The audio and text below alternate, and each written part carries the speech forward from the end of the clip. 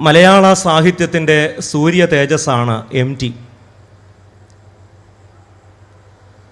ഈ കഴിഞ്ഞ ദിവസം, അതായത് ഇന്നലെ കോഴിക്കോട്ട് നടന്ന സാഹിത്യ സമ്മേളനത്തിൽ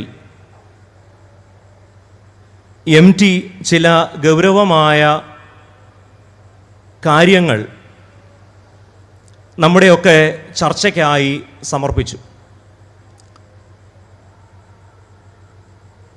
എന്നാൽ അതിൻ്റെ അനുരണനങ്ങൾ വ്യത്യസ്തമായിരുന്നു. ചിലർ പറയുന്നു അത് കേന്ദ്രത്തെ ഉദ്ദേശിച്ചാണ്, ചിലർ പറയുന്നു അത് സംസ്ഥാനത്തെ ഉദ്ദേശിച്ചാണ്. അങ്ങനെ എല്ലാവരും പറയുന്നു ഞങ്ങളെക്കുറിച്ചല്ല, നിങ്ങളെക്കുറിച്ചാണ്. ദൈവവചനം നമ്മുടെ നേരെ വിരൽ ചൂണ്ടുമ്പോഴും ഇതുതന്നെ പറഞ്ഞ് നമുക്ക് തടി തപ്പാവുന്നതാണ്. ഇത് തിരുമേനിമാരെക്കുറിച്ചാണ്, അല്ലെങ്കിൽ ഇത് അച്ഛന്മാരെക്കുറിച്ചാണ്, അല്ലെങ്കിൽ എൻ്റെ അയൽക്കാരെക്കുറിച്ചാണ്, ഇതെന്നോടല്ല, എന്നോടല്ല, എന്നെക്കുറിച്ചല്ല എന്ന് പറഞ്ഞ് രക്ഷപ്പെടുക എന്നത് വേണമെങ്കിൽ ഒരു തന്ത്രമായി സ്വീകരിക്കാവുന്നതാണ്.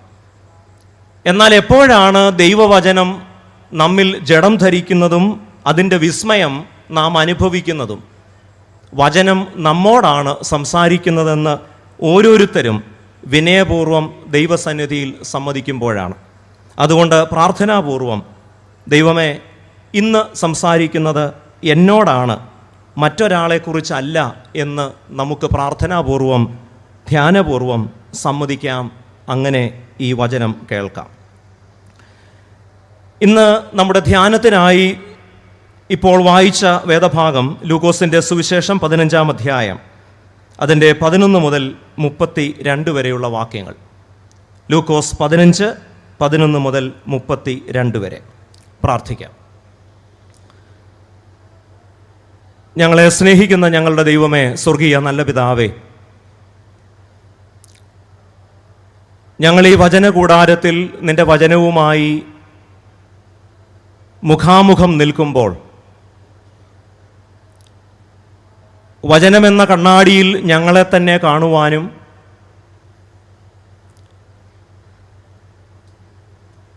വചനമെന്ന കണ്ണാടിയിൽ പ്രതിഫലിക്കുന്ന ഞങ്ങളുടെ പ്രതിച്ഛായ എങ്ങനെയെന്ന് മറ്റാരുടെയും പ്രേരണയോ സമ്മർദ്ദമോ കൂടാതെ തിരിച്ചറിയുവാനും ഞങ്ങൾക്ക് സഹായിക്കണമേ. വചനം ഞങ്ങൾക്കിന്ന് സത്യമായി സംഭവിക്കണമേ. വചനം ശുശ്രൂഷിപ്പാൻ അടിയനെയും അതനുസരിപ്പാൻ ഞങ്ങളെ എല്ലാവരെയും ഒരുപോലെ സഹായിക്കുകയും ചെയ്യണമേ. യേശുവിൻ്റെ നാമത്തിൽ പ്രാർത്ഥിക്കുന്നത് കരുണയോടെ കേൾക്കണമേ. ആമേൻ.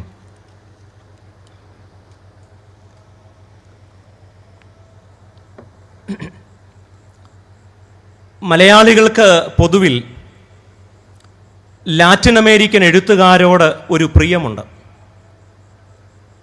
അത് മാർക്കേസ് ആകാം, പാബ്ലോ നെരൂദയാവാം, പൗലോ കൊയ്ലോ ആവാം, ഒക്ടോവിയോ പാസ് ആവാം, അങ്ങനെ ആരുമാവാം. അവരുടെ ഗണത്തിൽ ഉൾപ്പെടുത്താവുന്ന ഒരു അർജന്റീനിയൻ എഴുത്തുകാരനാണ് ലൂയി ബോർഹസ്.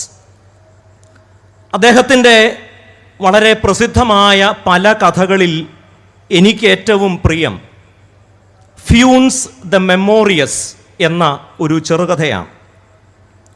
അതിനെ വേണമെങ്കിൽ നമുക്കിങ്ങനെ മലയാളത്തിൽ ഭാഷാന്തരം ചെയ്യാം: ഫ്യൂൺസ്, അവൻ്റെ ഓർമ്മ ശക്തി.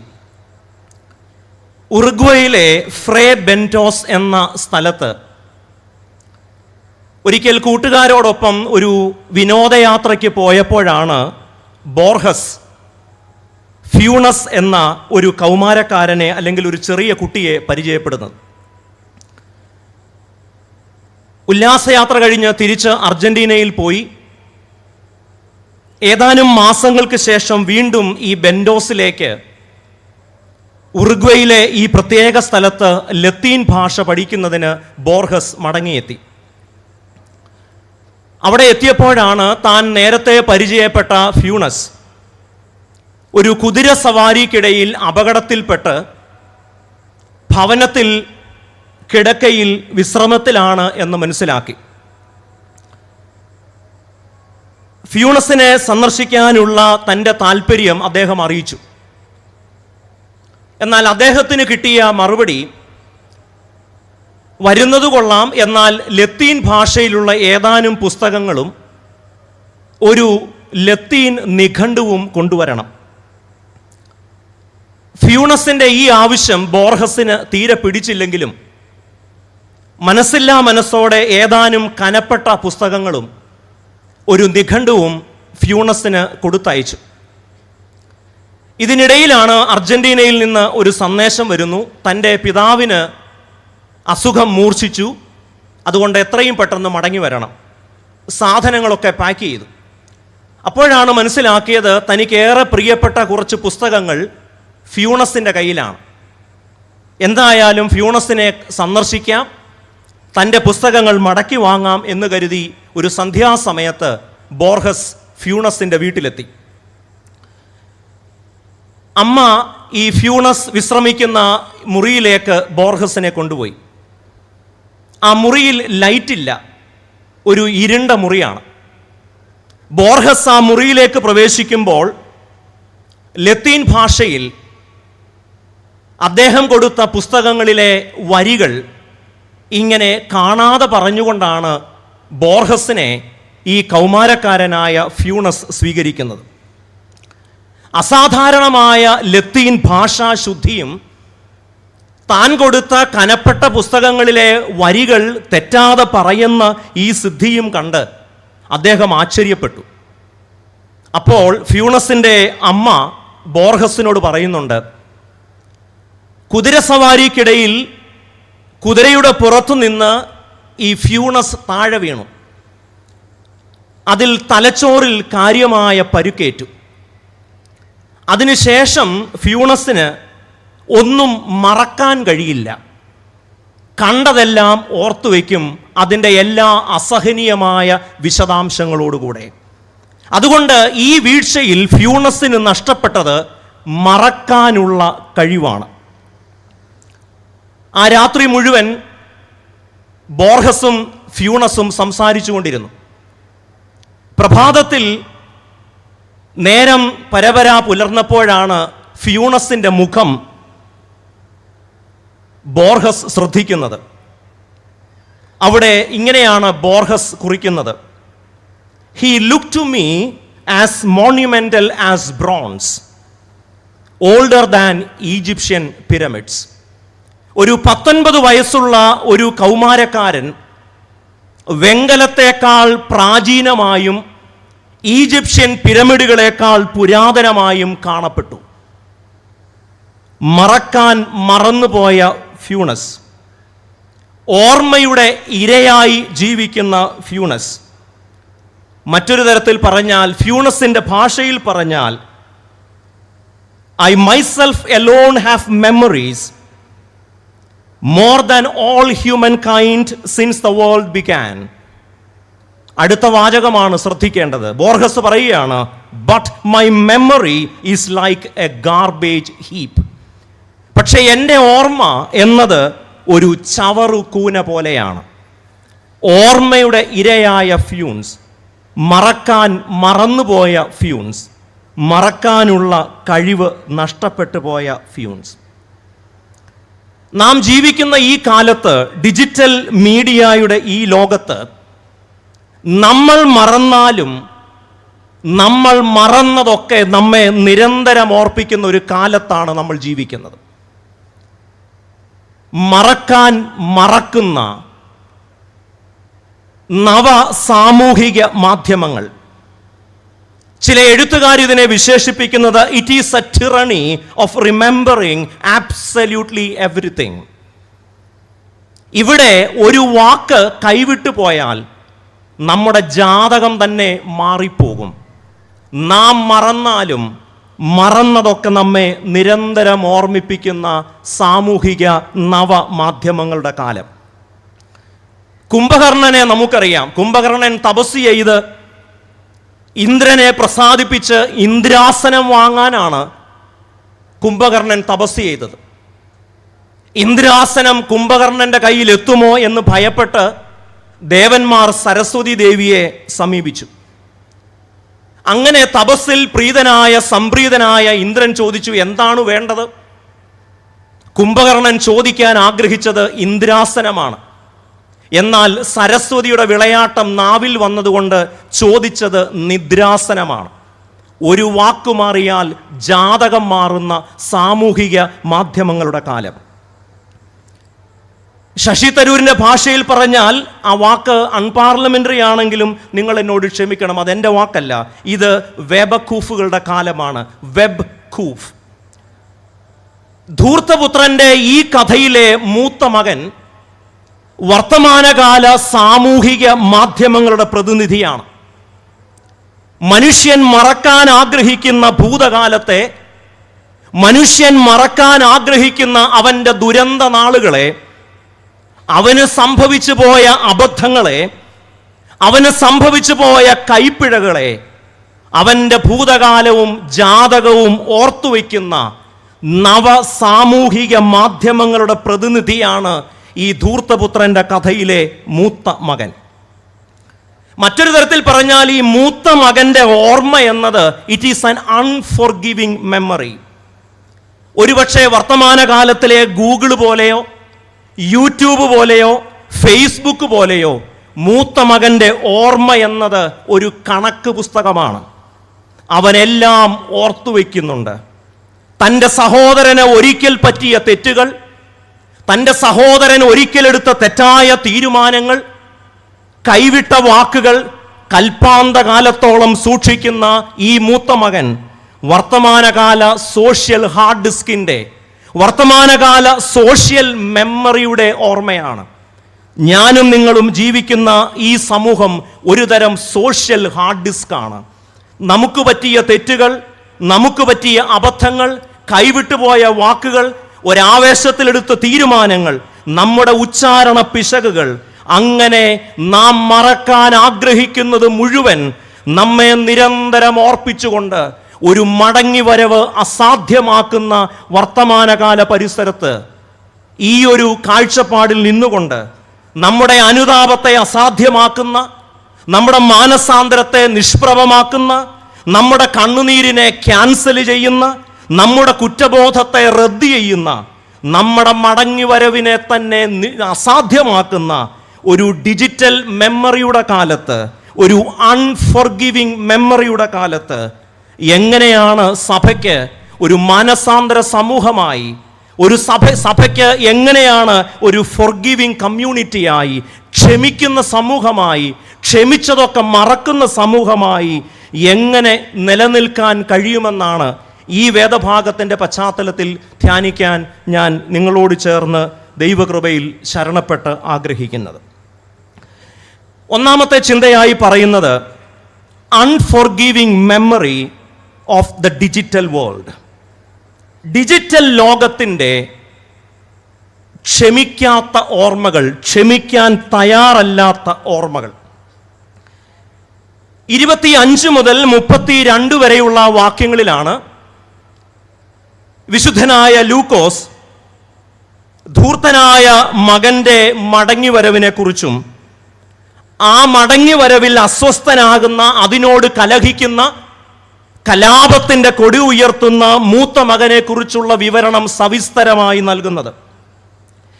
ഈ കാലത്തിന് വിളിക്കുന്ന ഒരു പേര് ക്യാൻസൽ കൾച്ചർ എന്നാണ്. ഒരൊറ്റ വാക്കുകൊണ്ട്, നമ്മുടെ കൈയുടെ ഒരു ചലനം കൊണ്ട് എല്ലാത്തിനെയും അസാധുവാക്കാൻ കഴിയുന്ന ഒരു കാലം, ക്യാൻസൽ കൾച്ചർ. ഇവിടെ അനുജന്റെ മാനസാന്തരത്തെ, അനുജന്റെ മടങ്ങിവരവിനെ റദ്ദു ചെയ്യാൻ, അനുജന്റെ മടങ്ങിവരവിനെ വിഫലമാക്കാൻ ഇവിടെ മൂത്ത സഹോദരൻ അവൻ്റെ കഴിഞ്ഞ കാലത്തെ, അവൻ്റെ ഭൂതകാലത്തെ ഒരു ആയുധമായി ഉപയോഗിക്കുകയാണ്. മറ്റൊരു തരത്തിൽ പറഞ്ഞാൽ, the elder son is using his younger brother's past as a weapon to cancel his return.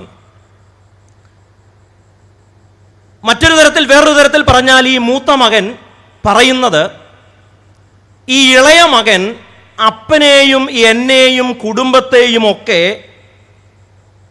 തേച്ചിട്ട് പോയതാണ്. ഈയിടെ ഞാനൊരു യൂത്ത് മീറ്റിങ്ങിൽ പങ്കെടുത്തപ്പോൾ യൂദായുടെ കാര്യമാണ് പറഞ്ഞത്. അപ്പോൾ യൂദാ യേശുവിനെ പറ്റിച്ചു എന്ന് പറഞ്ഞപ്പോൾ ഒരു പയ്യൻ പറയാം, അച്ഛാ പറ്റിച്ചു എന്ന് പറയില്ല, തേച്ചിട്ട് പോയി എന്ന് പറയുന്നതായിരിക്കും കുറച്ചുകൂടെ ഞങ്ങൾക്ക് മനസ്സിലാവും. എന്തായാലും അപ്പനെയും സഹോദരനെയും ഒക്കെ തേച്ചിട്ട് പോയ ആളാണ്. ഇവിടെ പറയുന്നു ഈ ഇളയ മകൻ വളരെ ദൂരെ ഒരു ദേശത്താണ്. ഈ വർത്തമാനകാല ഡിജിറ്റൽ ലോകത്ത് ദൂരെ എന്ന് പറയുന്ന ഒന്നില്ല. എത്ര ദൂരെയായാലും നിങ്ങൾ ഡിജിറ്റൽ മീഡിയയുടെ കഴുകൻ കണ്ണുകൾക്ക് ഉള്ളിലാണ്. ഇവിടെ മൂത്ത മകൻ അപ്പനെ ഓർമ്മിപ്പിക്കുന്നത് നിന്റെ മുതൽ തിന്നുകളഞ്ഞ, നശിപ്പിച്ച, മുടിപ്പിച്ച ഈ മകൻ. മറ്റൊരു തരത്തിൽ പറഞ്ഞാൽ ഈ മൂത്ത മകൻ അപ്പനെ ചില കാര്യങ്ങൾ ഓർമ്മിപ്പിക്കുകയാണ്. ഒരുപക്ഷെ അപ്പൻ തൻ്റെ മകൻ തന്നോട് ചെയ്ത കാര്യങ്ങൾ മറക്കാനുള്ള ശ്രമത്തിലാണ്. ആ നിമിഷങ്ങൾ എങ്ങനെയും തൻ്റെ മറവിയിലേക്ക് വരാതിരിക്കാൻ അപ്പൻ ബോധപൂർവമായി ചില കാര്യങ്ങൾ ചെയ്യുന്നുണ്ട്. ഒരുപക്ഷെ തൻ്റെ മകന് സ്വത്ത് വീതിച്ചു കൊടുത്ത ആ അഭിശപ്ത നിമിഷത്തെ ഈ അപ്പൻ മനസ്സുകൊണ്ട് പിരാകുന്നുണ്ടാവണം. അങ്ങനെ ആ ശപിക്കപ്പെട്ട നിമിഷങ്ങളെ മറക്കാൻ ശ്രമിക്കുന്ന അപ്പനെ ഈ മൂത്ത മകൻ തൻ്റെ ഡിജിറ്റൽ മെമ്മറി ഉപയോഗിച്ച്, തൻ്റെ ആർക്കൈവ്സ് ഉപയോഗിച്ച് ഓർപ്പിക്കുകയാണ്. മറക്കാൻ ആഗ്രഹിക്കുന്നതിനെ വീണ്ടും വീണ്ടും ഈ മൂത്ത മകൻ ഓർമ്മിപ്പിക്കുകയാണ്.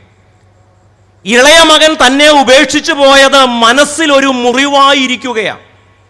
മുറിവിനെ ഉണക്കേണ്ട മൂത്ത മകൻ മുറിവിനെ വ്രണമാക്കുകയാണ്. മുറിവുകളെ വ്രണമാക്കണമെന്ന് വ്രതമെടുത്തിട്ടുള്ള വ്രതന്മാരുടെ കാലമാണിത്. ഈ മൂത്ത മകൻ വീണ്ടും ഗൗരവമായ ചില ആക്ഷേപങ്ങൾ ഈ മകനെക്കുറിച്ച് പറയുന്നുണ്ട്, ഇളയ സഹോദരനെ കുറിച്ച്.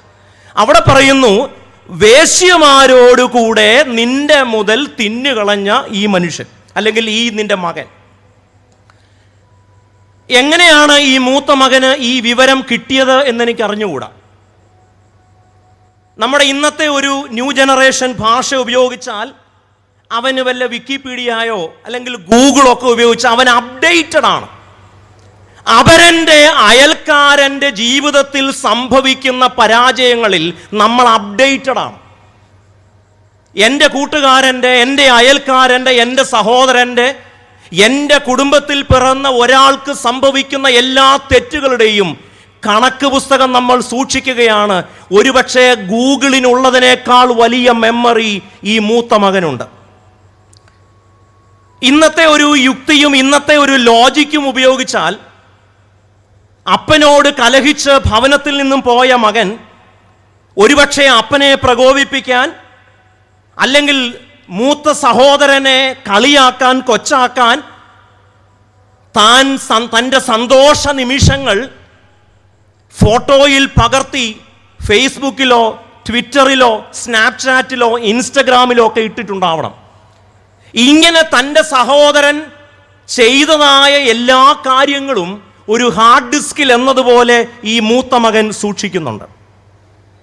അവൻ ഈ ഓർമ്മ മുഴുവൻ സഹോദരനെ ചാപ്പകുത്താൻ ഉപയോഗിക്കുകയാണ്. നിന്റെ മുതൽ തിന്നുകളഞ്ഞ, വേശ്യമാരോടുകൂടെ നശിപ്പിച്ച ഈ നിന്റെ മകൻ. വാക്കുകൾ മരണവഴികളാവുന്ന, മരണത്തിൻ്റെ വാക്കുവഴികളാണ് ഈ മനുഷ്യൻ ഉപയോഗിക്കുന്ന ഓരോ ആക്ഷേപവും. മറ്റൊരു തരത്തിൽ നമ്മുടെ ഇന്നത്തെ ഒരു വർത്തമാനകാല ഭാഷയിൽ പറഞ്ഞാൽ, the elder son is trying to tether our past actions which make our escape impossible. ഒരുപക്ഷെങ്കിൽ ഏതെങ്കിലും ഒരു ചെറുപ്പക്കാരൻ കൂട്ടുകാരോടൊപ്പം മദ്യപിച്ചതിന് ശേഷം ഒരു പടമെടുത്ത് ഫേസ്ബുക്കിൽ ഇട്ടാൽ, അല്ലെങ്കിൽ ഇൻസ്റ്റഗ്രാമിൽ ഷെയർ ചെയ്താൽ, അവൻ മരിച്ചാലും അവൻ്റെ തെറ്റുകൾ മരിക്കില്ല. നാം മരിച്ചാലും നമ്മെ വേട്ടയാടുന്ന ഭൂതകാലം മരിക്കുന്നില്ല. നാം മരിച്ചാലും നമ്മുടെ ഭൂതകാലം മനുഷ്യൻ മറക്കുന്നില്ല. ഇതുകൊണ്ടാണ് സൈബർ ഇടങ്ങളെ കബറിടങ്ങൾ എന്ന് വിളിക്കുന്നത്. അടുത്ത കാലത്ത് മലയാളികൾ ഏറ്റവും അധികം ചർച്ച ചെയ്ത ഒരു പുസ്തകത്തിൻ്റെ പേരാണ് വെബിനിവേശം. അതിൽ അദ്ദേഹം പറയുന്നുണ്ട്, ഇൻ്റർനെറ്റ് കാലത്ത് നമുക്ക് നഷ്ടപ്പെട്ട 100 കാര്യങ്ങൾ. ഞാൻ ആ പുസ്തകത്തിൻ്റെ വിശദാംശങ്ങളൊന്നും പറയുന്നില്ല. അതിലൊന്ന് നമുക്ക് മറക്കാനുള്ള കഴിവ് നഷ്ടപ്പെടുന്നു എന്നാണ്. ഇപ്പോൾ നമ്മൾ ആരും ഭാര്യയുടെ ബർത്ത്ഡേ മറക്കില്ല, കാരണം റിമൈൻഡർ വെക്കാൻ പ്രൊവിഷനുണ്ട്. വഴി മറക്കില്ല, വെഡ്ഡിങ് ആനിവേഴ്സറി മറക്കില്ല. അങ്ങനെ പരാതികളുടെ എണ്ണം കുറഞ്ഞു. നമുക്ക് മറക്കാൻ പോലും സ്വാതന്ത്ര്യമില്ലാത്ത ഒരു കാലത്താണ്. നിങ്ങൾ മരിച്ചാലും നിങ്ങളുടെ തെറ്റുകൾ മരിക്കുന്നില്ല. You always leave on the digital world.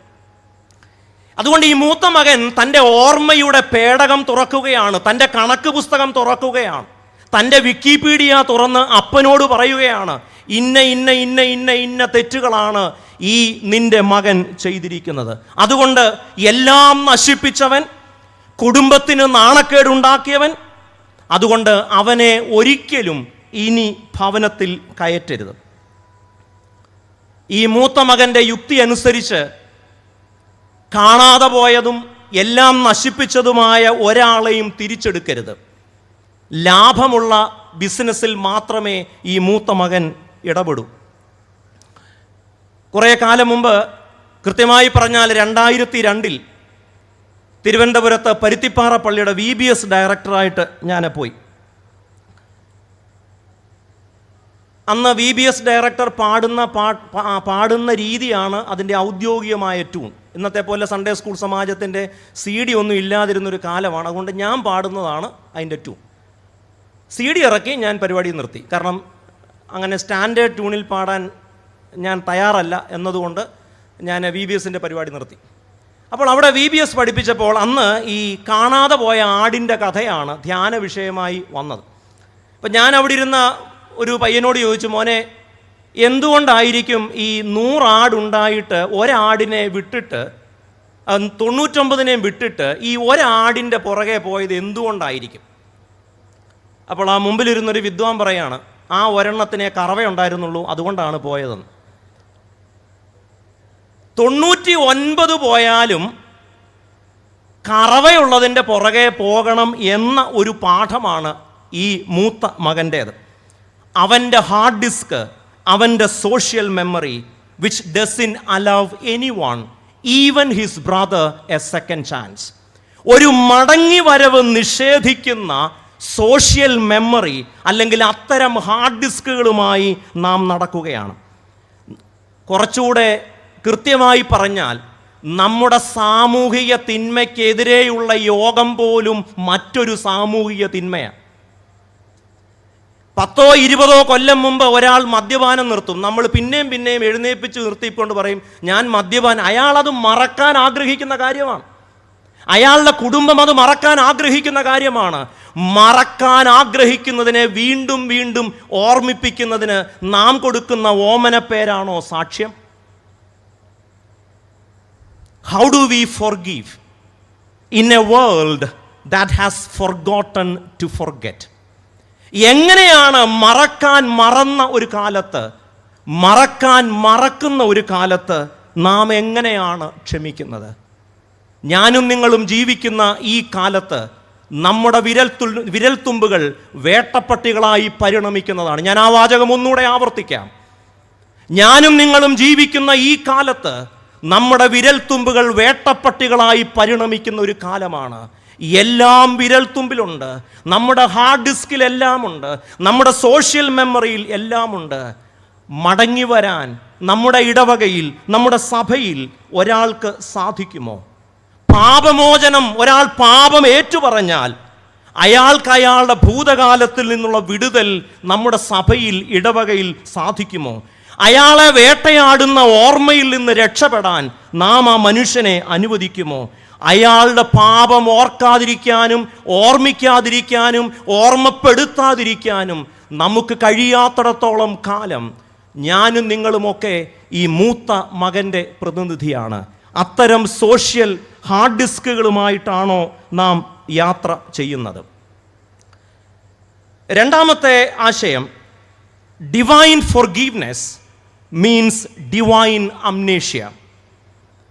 പാപക്ഷമ എന്നാൽ, ദൈവത്തിൻ്റെ ക്ഷമ എന്നാൽ ദൈവത്തിൻ്റെ മറവി എന്നും കൂടെയാണ് അതിൻ്റെ അർത്ഥം. ഈ ഇളയ മകൻ തിരികെ വീട്ടിലോട്ട് വരുമ്പോൾ മൂത്ത മകൻ്റെ പ്രതികരണത്തിൽ നിന്നും വളരെ വ്യത്യസ്തമായ ഒരു പ്രതികരണമാണ് അപ്പൻ നടത്തുന്നത്. ഇവിടെ നാം ശ്രദ്ധിക്കേണ്ടത്, ഇളയ മകനെ ദൂരെ നിന്ന് കാണുമ്പോൾ തന്നെ അപ്പൻ എല്ലാം മറക്കുകയാണ്. താൻ പഠിച്ചു വെച്ച കുമ്പസാരം, താൻ പഠിച്ചു വെച്ച അനുതാപ പ്രാർത്ഥന ഈ മകൻ പറയുന്നുണ്ടെങ്കിലും ഇതൊന്നും അപ്പൻ്റെ ചെവിയിൽ വീഴുന്നില്ല. അപ്പന് ഭയങ്കര മറവിയാണ്. കാരണം സ്നേഹം ചില കാര്യങ്ങളെ മറയ്ക്കുന്നു എന്നാണ്. നീതീകരിക്കുന്നവനും ശുദ്ധീകരിക്കുന്നവനും എന്ന് തുടങ്ങുന്ന ഒരു പ്രാർത്ഥന വിശുദ്ധ കുർബാനയിൽ പട്ടക്കാർ ഉപയോഗിക്കാറുണ്ട്. ആ പ്രാർത്ഥനയിൽ ഇങ്ങനെയാണ്: ഞങ്ങളുടെ പാപങ്ങൾ ഓർക്കാതെ വണ്ണം മായിച്ചു കളയുന്നവൻ. അത് വെറുതെ മായിച്ചു കളയുകയല്ല, ഇനി ഒരിക്കൽ ശ്രമിച്ചാൽ പോലും റിട്രീവ് ചെയ്യാൻ കഴിയാത്ത ഒരു ഹാർഡ് ഡിസ്ക് ആണ് ദൈവത്തിൻ്റെത്. ദൈവം ഒരിക്കൽ ക്ഷമിച്ചാൽ അത് മറന്നു എന്നാണ് അർത്ഥം. എന്നാൽ മനുഷ്യൻ്റെ ഹാർഡ് ഡിസ്കിൽ ഒരു വൈറസും കയറില്ല, അതിന് ഭയങ്കര മെമ്മറിയാ. എന്നാൽ ദൈവത്തിൻ്റെ ഹാർഡ് ഡിസ്കിൽ ക്ഷമയുണ്ട്. ഫോർഗിവിങ് മീൻസ് ഫോർഗെറ്റിംഗ്, ഓർക്കാതെ വണ്ണം മായിക്കുന്നു. 32-ാം സങ്കീർത്തനത്തിൽ നാം ഇങ്ങനെ വായിക്കുന്നുണ്ട്: ലംഘനം ക്ഷമിച്ചും പാപം മറച്ചും കിട്ടിയ മനുഷ്യൻ ഭാഗ്യവാൻ. നമ്മുടെ പ്രതീക്ഷ, നമ്മുടെ ഭാവി ദൈവത്തിൻ്റെ മറവിയിലാണ്. കുറച്ചുകൂടെ പ്രാസമൊപ്പിച്ച് പറഞ്ഞാൽ നമ്മുടെ തുറവി ദൈവത്തിൻ്റെ മറവിയിലാണ്. തെറ്റുപറ്റിയാൽ തിരുത്തണമെന്ന MTയുടെ വാക്ക് ഞാൻ വീണ്ടും ഓർമ്മിക്കുകയാണ്. ഇളയ മകൻ അപ്പനോട് കുമ്പസാരിക്കുന്നുണ്ട്, എന്നാൽ അപ്പൻ അത് കേൾക്കുന്നുണ്ടോ എന്ന് പോലും സംശയമാണ്. ഈ അപ്പൻ്റെ ശരീരഭാഷ ഒന്നും ഓർക്കാത്ത ഒരാളുടെ ശരീരഭാഷയാണ്. ഈ രണ്ട് വ്യക്തികൾ തമ്മിലുള്ള ഇടപാടുകളിൽ ഈ ബോഡി ലാംഗ്വേജ് ഒക്കെ അത്യാവശ്യം വായിച്ചിട്ടുള്ളവർക്ക്, കൗതുകത്തിന് വേണ്ടിയാണെങ്കിലും അവർക്കറിയാം, രണ്ട് വ്യക്തികളുടെ ശരീരഭാഷ ശ്രദ്ധിച്ചാൽ അറിയാം അവർ തമ്മിലുള്ള ബന്ധം. അത് കുടുംബത്തിലൊന്നും നമ്മളത് പ്രയോഗിക്കരുത് എന്ന് മാത്രമേ ഉള്ളൂ. ഒരിക്കലും ഈ മകൻ തന്നോട് ചെയ്ത കാര്യങ്ങളൊന്നും ഈ അപ്പൻ്റെ ഹാർഡ് ഡിസ്കിലില്ല. കാരണം അപ്പൻ്റെ ശരീരഭാഷ ഓടിച്ചെല്ലുന്നു, ഇറങ്ങിച്ചെല്ലുന്നു, ആലിംഗനം ചെയ്യുന്നു, അവനെ ചുംബിക്കുന്നു. അപ്പൻ വല്ലാത്ത എക്സൈറ്റഡ് ആണ്.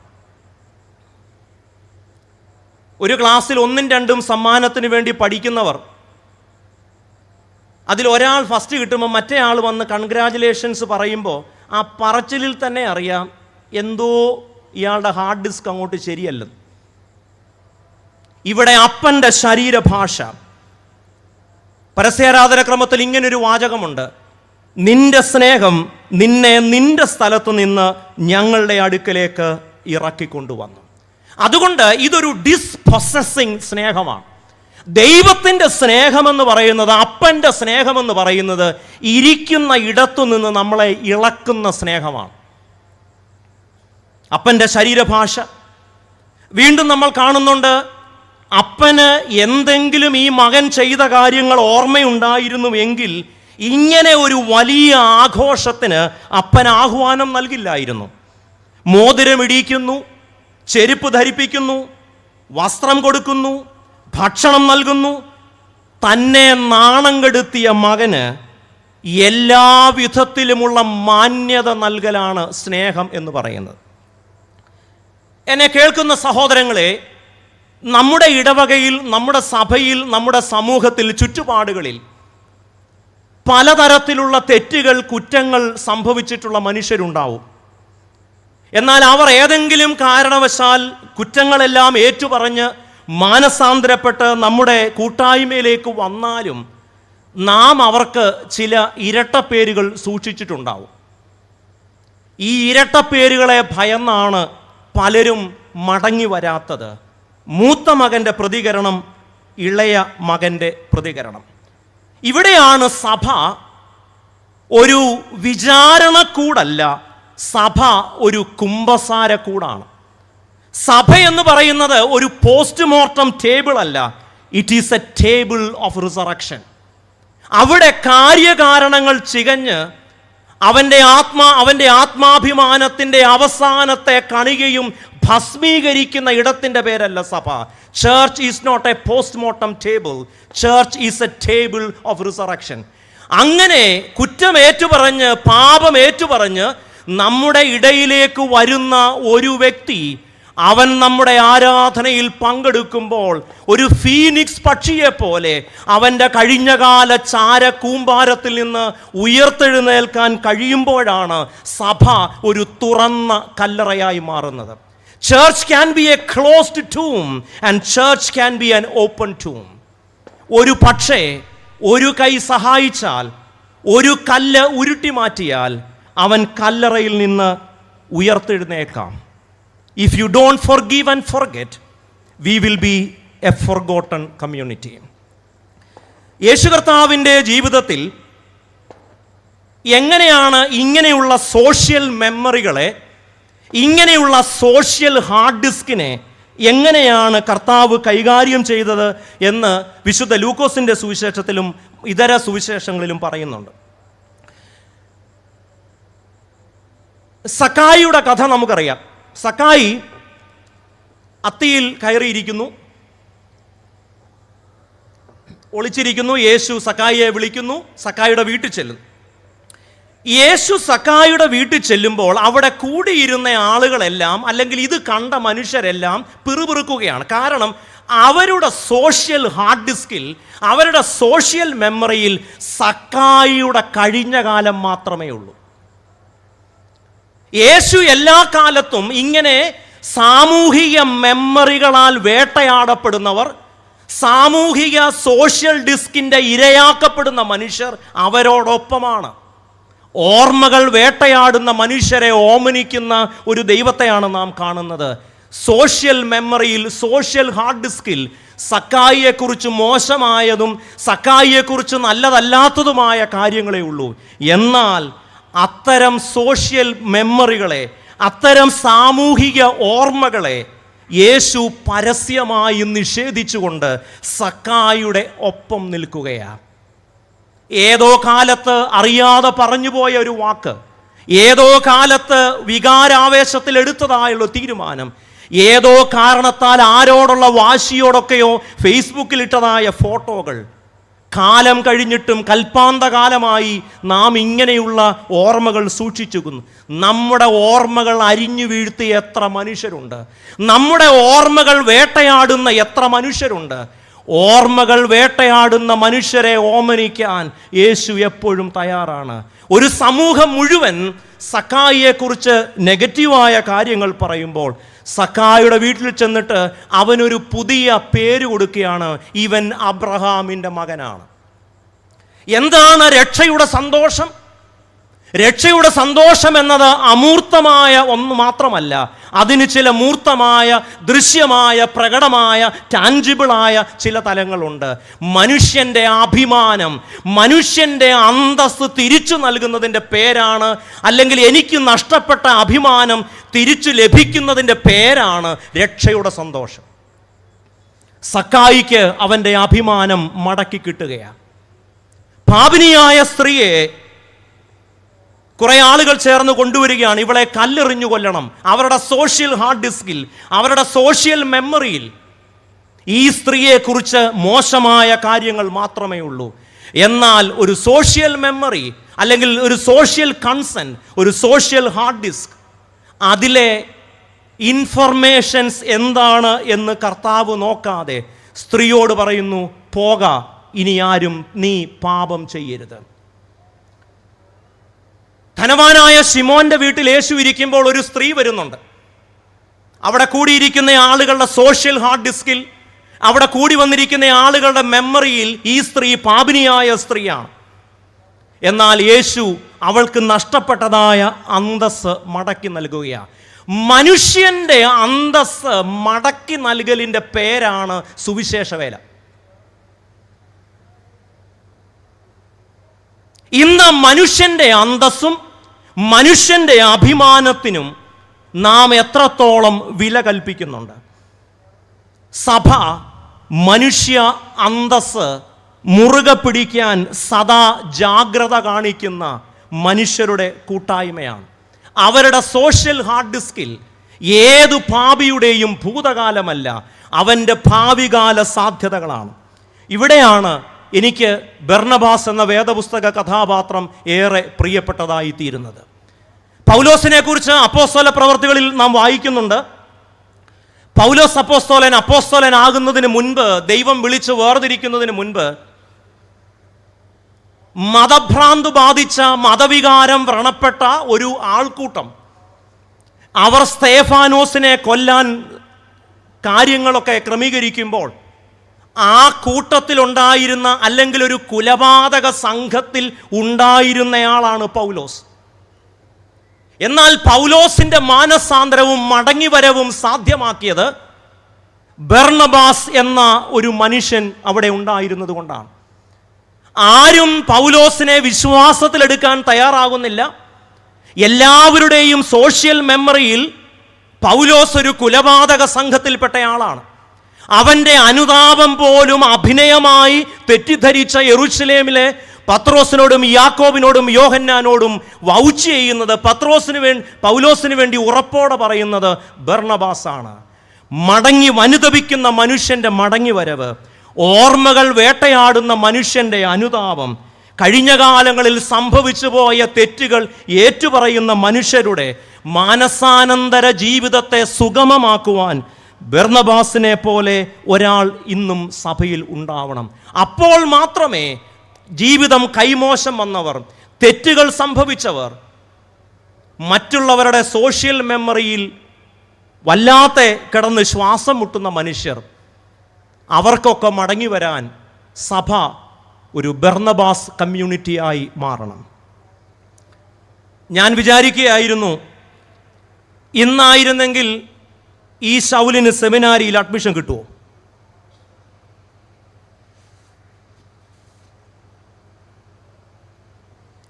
ശൗലൊരു കുലപാതക സംഘത്തിൽപ്പെട്ടയാളാണ്. നേരിട്ട് കൊലപാതകത്തിൽ പങ്കെടുത്തില്ലെങ്കിലും ആ സംഘത്തിലുള്ള ആളാണ്. ഒരുപക്ഷെ അപ്രന്റീസായിട്ട് വല്ല അവിടെ നിൽക്കുമായിരിക്കും. ഈ തുണിയൊക്കെ പിടിക്കുക എന്ന് പറഞ്ഞാൽ അങ്ങനെയാണല്ലോ, ട്രെയിനിങ് പീരീഡ്. പക്ഷേ നമ്മളൊരു FIR, ഒരു പോലീസ് ചാർജ് ചെയ്യുകയാണെങ്കിൽ തീർച്ചയായും ഈ കൊലപാതക കുറ്റത്തിൽ ശൗലും പ്രതിയാണ്. അങ്ങനെ ഒരിക്കൽ ജീവിതം കൈമോശം വന്ന, ഒരിക്കൽ ജീവിതം കൈവിട്ടുപോയ ഒരു ശൗലിന് അയാൾ മാനസാന്തരപ്പെട്ടാൽ സെമിനാരിയിൽ അഡ്മിഷൻ കിട്ടുമോ? ഇനി അഥവാ ആ മനുഷ്യൻ അങ്ങനെ അപ്ലൈ ചെയ്യാൻ ശ്രമിച്ചാൽ വാട്സാപ്പും അല്ലെങ്കിൽ ഫേസ്ബുക്കും ഇങ്ങനെയുള്ള എല്ലാ സന്നാഹങ്ങളും, സാമൂഹിക മാധ്യമങ്ങൾ ഒരർത്ഥത്തിൽ ആയുധപ്പുരകളാണ്. ആരെയൊക്കെയോ അരിഞ്ഞു വീഴ്ത്താനുള്ള വെടിമരുന്ന് നിറയ്ക്കുന്ന ആയുധപ്പുരകളായി സാമൂഹിക മാധ്യമങ്ങൾ മാറുന്നു. ഇന്നായിരുന്നെങ്കിൽ ശൗലിന് മർത്തോമാ സഭയിലെ ഒരു വൈദികനാകാൻ സാധിക്കുമോ? തിരുമേനിമാർക്കും ബോർഡ് അംഗങ്ങൾക്കും എല്ലാം അയാളെ പോലീസ് പിടിച്ചുകൊണ്ട് പോകുന്ന ഫോട്ടോ, അയാൾ ഈ തുണി പിടിച്ചുകൊണ്ട് നിൽക്കുന്ന ഫോട്ടോ എല്ലാം കിട്ടും. ഇന്നായിരുന്നെങ്കിൽ അഡ്മിഷൻ കിട്ടത്തില്ലെന്ന് മാത്രമല്ല, അയാൾ എപ്പോൾ തൂങ്ങിച്ചത്തെന്ന് ചോദിച്ചാൽ മതി. എന്നാൽ ശൗലിനെ പൗലോസാക്കണമെങ്കിൽ, പാപികൾക്ക് മാനസാനന്തര ജീവിതം സാധ്യമാകണമെങ്കിൽ, തെറ്റുപറ്റിപ്പോയവന് മടങ്ങി വരണമെന്നുണ്ടെങ്കിൽ ദൈവത്തിൻ്റെ ഒരു ഡിവൈൻ അംനേഷ്യ, ദൈവത്തിൻ്റെ മറവി, ഇറ്റ് ഈസ് എ ഫോർഗിവിങ് മെമ്മറി. നമ്മളൊരു അൺഫോർഗിവിങ് മെമ്മറിയുമായി ജീവിക്കുമ്പോൾ, സാമൂഹിക മാധ്യമങ്ങളുടെ കാലത്ത്, ഡിജിറ്റൽ മെമ്മറിയുടെ കാലത്ത്, when our memory is unforgiving, how repentance and forgiveness are possible?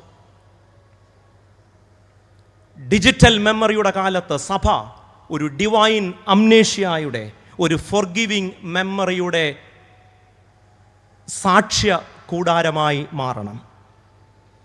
ഒരു പരിചയമുള്ള ഒരു സംഭവ കഥയോടെ പറഞ്ഞ് ഞാൻ അവസാനിപ്പിക്കാം. കുറേ കാലം മുമ്പ് ഒരു വീട്ടിൽ ഒരു മകൻ നിങ്ങൾ കേട്ടിട്ടുള്ളതാണ് എന്നെനിക്കറിയാം, എങ്കിലും ആദ്യമായിട്ട് കേൾക്കുന്നത് പോലെ നിങ്ങളൊന്ന് ഇരുന്ന് തരണം. അപ്പൻ അങ്ങനെ വീട്ടിൽ നിന്ന് അപ്പനുമായിട്ടൊക്കെ വഴക്കുണ്ടാക്കി മകൻ ഇറങ്ങിപ്പോയി. കുറേ കാലത്തിന് ശേഷം, ഒരുപക്ഷെ നാം ഇന്ന് വായിച്ച വേദഭാഗത്തിലെ ഇളയ മകനെ പോലെ കയ്യിലെ പൈസയൊക്കെ തീർന്നു, പട്ടിണിയായി, വാളവര പോലും തിന്നാൻ കിട്ടാതെ ഇരിക്കുന്നു. അപ്പോൾ തിരിച്ച് വീട്ടിൽ പോകാമെന്ന് കരുതി അപ്പനൊരു കത്തയക്കുന്നു. കത്തിൽ ഇങ്ങനെയാണ്: ഞാൻ മടങ്ങി വരുന്നു, എൻ്റെ തെറ്റുകളൊക്കെ ക്ഷമിക്കണം. നമ്മുടെ വീടിൻ്റെ സമീപത്തൂടെയാണല്ലോ ഞാൻ വരുന്ന ട്രെയിൻ യാത്ര വരുന്നത്.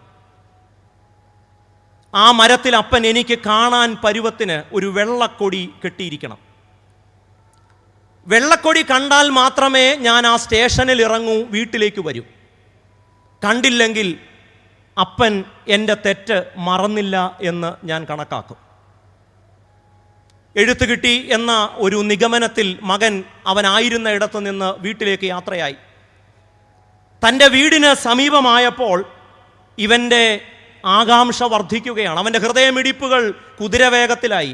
കാരണം അപ്പൻ കൊടി കെട്ടിയില്ലെങ്കിൽ എന്തു ചെയ്യും?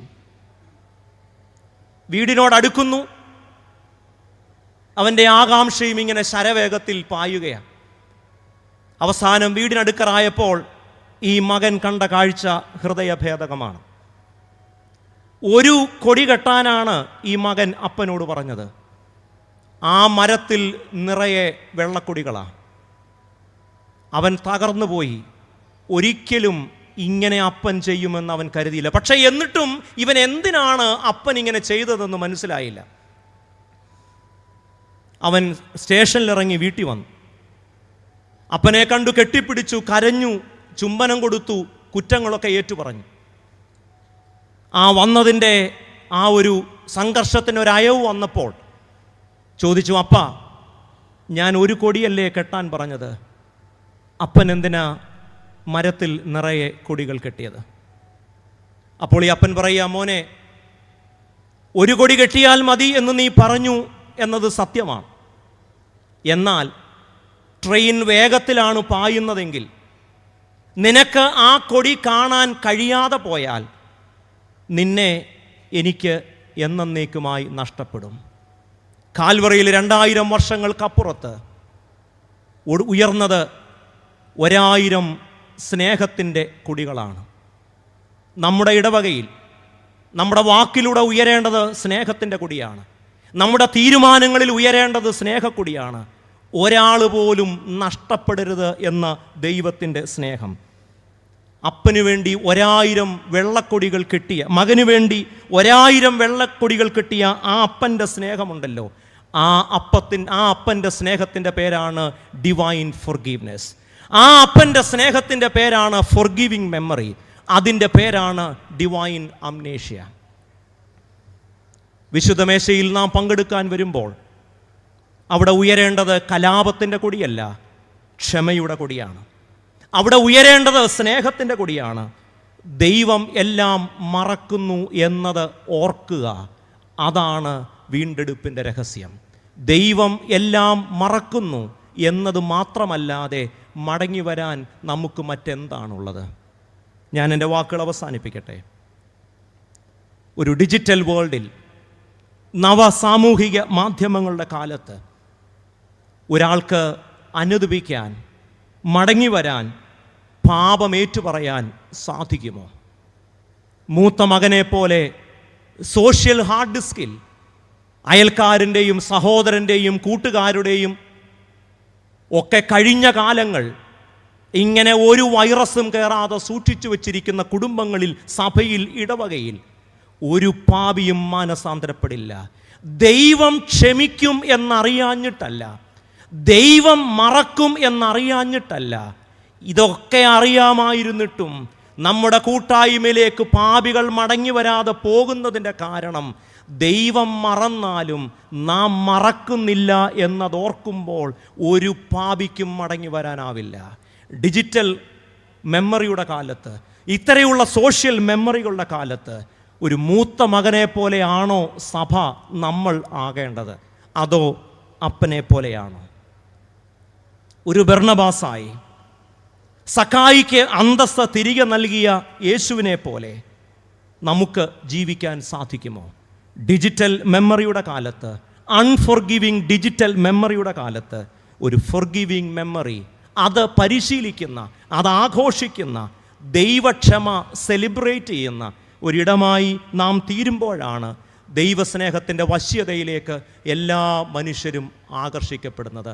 അങ്ങനെ ഒരു കൂട്ടായ്മയായി നമുക്ക്, നമ്മുടെ കൂട്ടായ്മയ്ക്ക്, നമ്മുടെ സഭയ്ക്ക്, നമ്മുടെ ഭദ്രാസനത്തിന് വളരുവാനും പരുവപ്പെടുവാനും പരിണാമം ലഭിപ്പാനും നമുക്ക് ഒരുമിച്ച് ആഗ്രഹിക്കാം, പ്രാർത്ഥിക്കാം. How to forgive in a world that has forgotten to forget.